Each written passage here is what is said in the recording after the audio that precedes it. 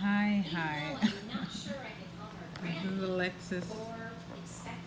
So I'm here to tell you guys about the 5 day event that happened in Queens from June 27th to July 1st.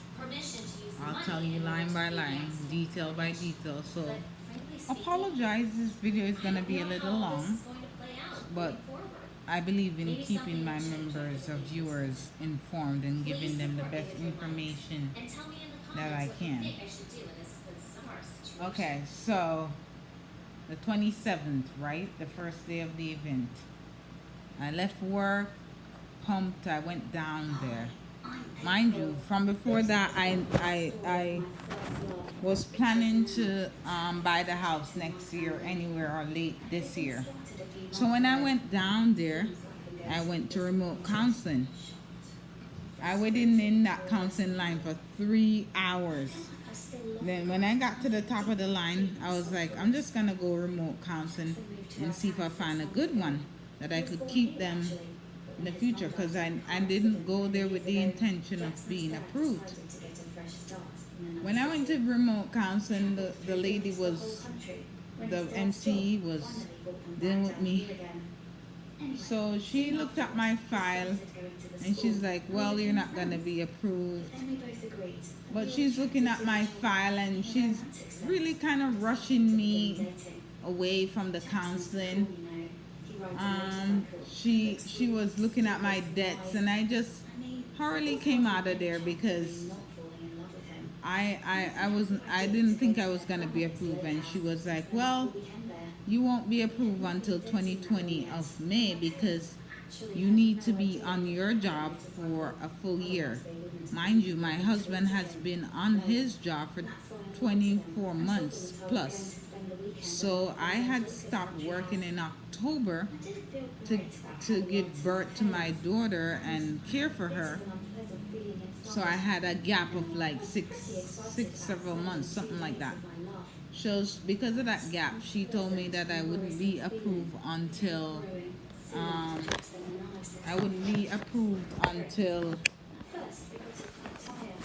next the 2020, until I reach a year. So anyway, I got home that night around 12:12 because I took the subway there, and when I left and got home, the subway had stopped running and I had to detour and I got lost, and I live all the way an hour from there. So when I took the subway an hour to my car, got lost, it took me hours, and from my car it was an hour home. So I got home 12:12. Friday I went to work. I didn't go to Naka, I just went straight home. So Saturday I went back because I had always planned that I was going to volunteer. However, something said get a second opinion. Get a second opinion. So I didn't, my counselor had quit because I was going to see my counselor July 11th. So I was like, I don't care really. I'm going to see my counselor July 19th, sorry. So it doesn't matter. So unexpectedly, my counselor had quit before the event.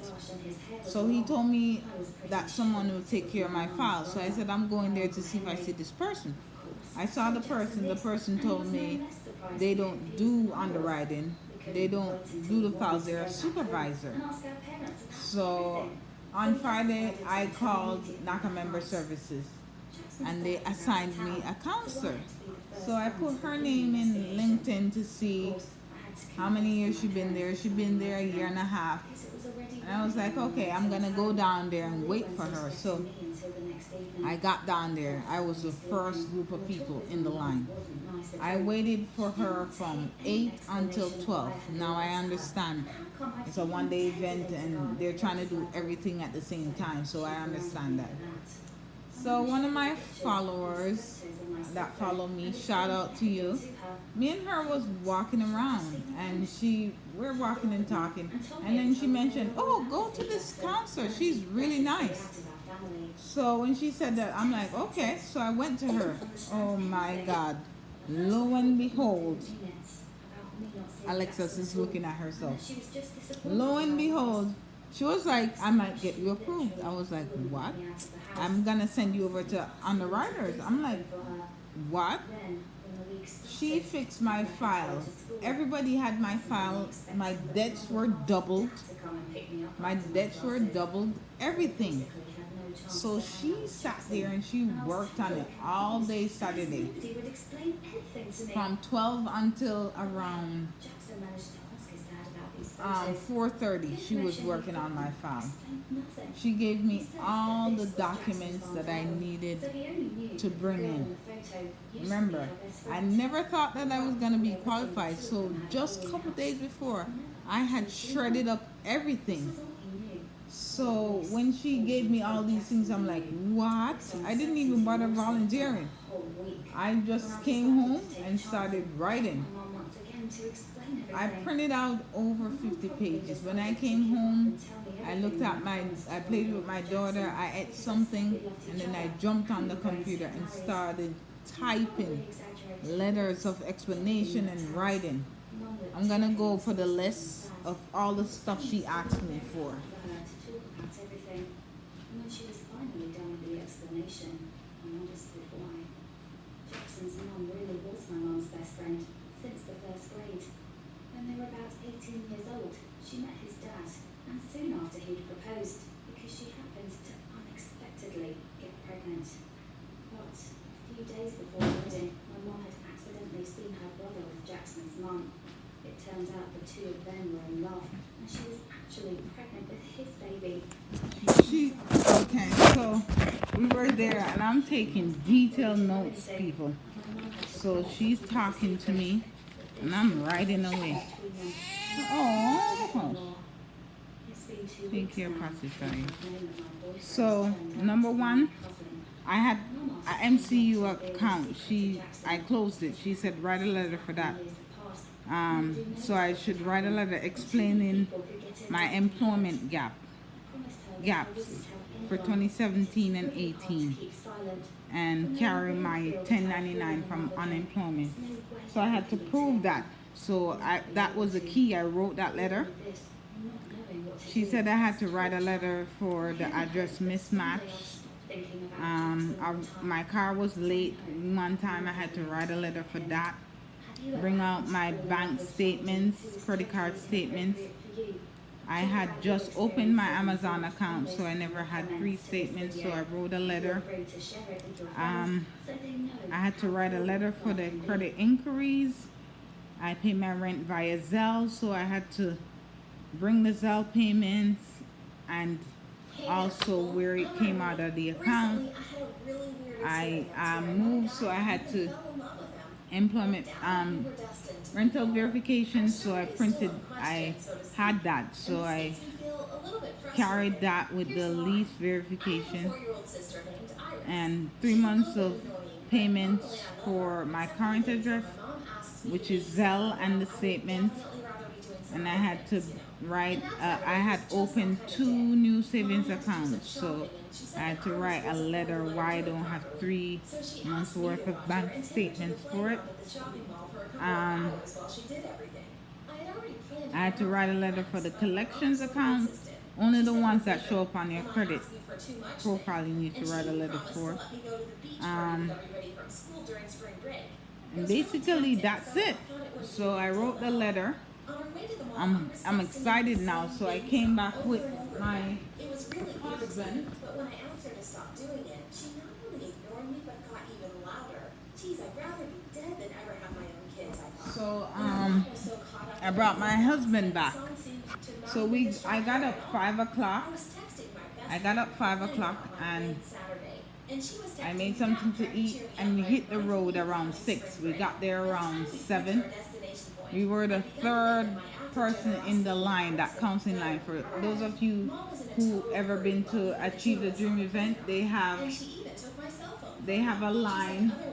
They have lines, scan documents, counseling, ready to be underwriter and stuff like that. So we were 3rd in the line, and we went directly to the girl that was helping us.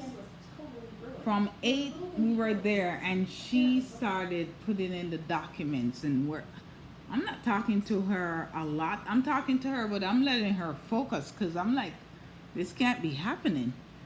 So she's doing it. She's doing it. She's asking for stuff. I'm giving her stuff, and she's doing her thing, doing her thing. Around 12 o'clock, we got done. She submitted us. So I went over to the underwriters. It was a long wait, so I asked, can I go have some lunch? They're like, yeah. So this girl was so good. I bought her lunch. I bought her Starbucks. I bought her lunch. She worked hard on my file, and she was the only one. Remember, I've had 3 mortgage counselors, MCs, and they all tell me we can't we can't work with the gap. Remember, I was seasonal before. So I always had a gap, but I always worked from April to December, and then from January to April I would be laid off, and I would be guaranteed to go back the next year. And I had my 1099s, my W2s proved all that. So at the beginning I was trying to explain to them, like, why can't you guys take that? Like, that's how it is. But anyway, she overlooked it. Obviously, there's some way that the mortgage counselors could do it. They could do it. I don't know how she did, but she did. Anyway, she submitted me for the file.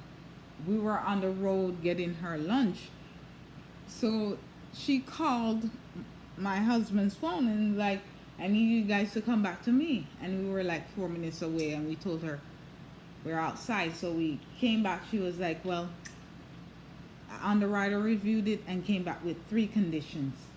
I'm gonna fix them right now and resubmit you. So she fixed them and resubmitted us. We got called right away because I told the guy that I was waiting already, and he know that, so he just put me to an underwriter. OMG. We were there. The underwriter read the letter, didn't ask me a question about the gap. She read everything. She took detailed notes, and she was like, oh, conditions about you. Remember, I give this girl everything, so it was just a thing. She scanned it in, and she cleared us. She approved us.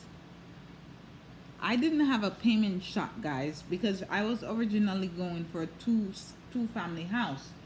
So I would have had a payment shock. So she was like, I'm gonna go down to your rent, and so that you don't have a payment shock, and you'll get approved now. So she approved us for $209,111.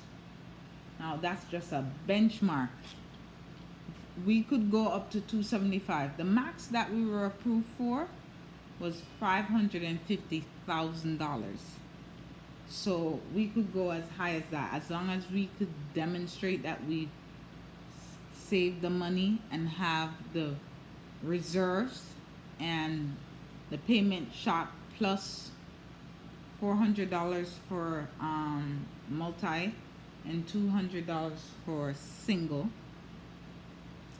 As long as we could demonstrate that, we could get requalified for that higher amount. So we got qualified around 4. So we went and we ate our lunch. They're like, wait until 6 for the purchase workshop. Well, the purchase workshop didn't start exactly at 6. But it was very informative. We got our approval letter, signed it. We left out of there approved for a mortgage to go look for a mortgage. Oh my God. As I said, we got approved for $209,111. Our minimum required funds is like $3,500. We have no payment shock. So now we could shop for a mortgage. Her name is Nordia Rice, you guys. It's Nora.rice@naka.com. She does remote counseling. So if you guys want a good MC, she is the one. She's booked out into October right now, but honestly, October is gonna be so close. But get her. Her name is NARRIA .RICE at NACA.com. Call member service, y'all, and request her. She is excellent. She's excellent. She is thorough. She is. Shout out Nora. You're the best. You are the best. So that was it. That was the journey. In 10 hours I got approved. Over 2 days, 10 hours over 2 days I got approved. So NACA is just the best. I just love it. I just love the program. I just love the program. And I'm gonna be putting out so much content, guys. You're gonna be so tired of me. But I'm gonna be putting out valuable content for people who's going through this process to help you guys with the next steps. So the next steps in the process is obviously the house hunt. But I hear so much horror stories in this stage.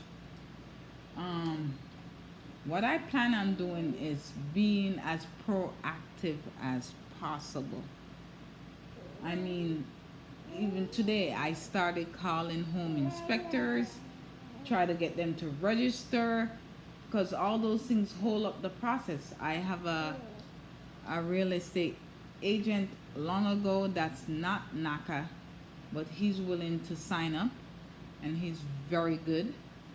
So I'm doing my part, my best that I can to close on time with the house. So I'm doing my part. I think I don't want to close until 3 months because I want to save. I want to save more money so I could qualify for more money. And okay, let me explain the interest rate buy down. So everybody knows that 1.1% of the purchase price buys down the interest rate 1/4%. Now, one whole, you have 4 quarters in a whole. So when you take, so that means you have to buy down 4% of the purchase price to reduce the interest by 1%. Because every 1% is 1/4.